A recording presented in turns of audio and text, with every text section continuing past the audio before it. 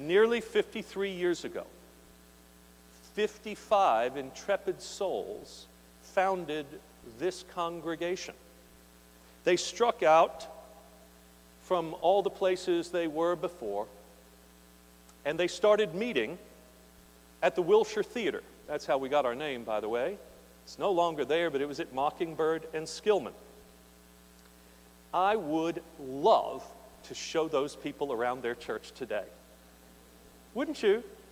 I mean, I'd love to walk them through these buildings and to feel the bustling energy of God's Spirit at work among us. I think they'd love the preschool and children's wings, to see all the kids, right? And to see the young adults who are taking their place among us, giving them encouragement that yet another generation is going to carry forward what they started.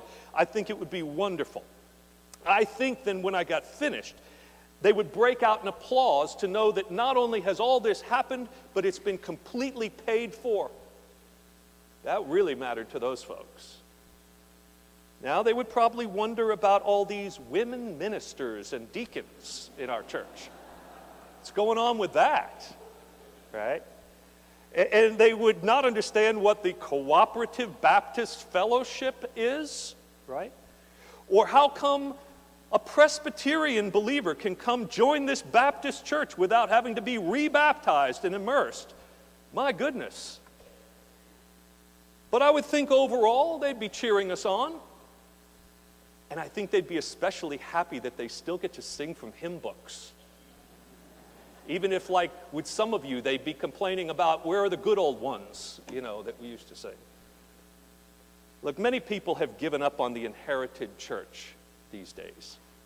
Churches like ours that fit in a little more of a traditionalist mode of worship and program and that sort of thing, we're disparaged as dinosaurs, nearing extinction. People flock to Burger King style churches that allow you to have it your way, and they are what's called the attractional churches. That is, they design their ministry to attract people to come to them. But the alternative is to be a missional church. And this is the model we try to follow, where we ask not what it would take to get people to come to us, but what it will take for us to go to them. Instead of assuming that God is here inside the walls of our buildings and figuring out how we can introduce people to God by getting them here, we think about where God may be at work in the world and how we can join up with God so that we can all be introduced together. You see? The Methodist Church consultant Kenan Callahan put it nicely. He said, God is in the world. When the church is in the world, God is in the church. When the church is not in the world, God is in the world. Think about it. See, we're not trying to build a successful nonprofit business here. We're trying to join Christ in what he is up to.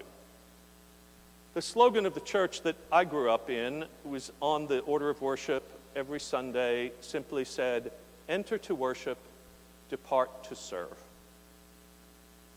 And so we come to worship and praise God and to get our marching orders for how to be the church all week long. We leave here to love the world to death in the name of God, which is exactly what Jesus did.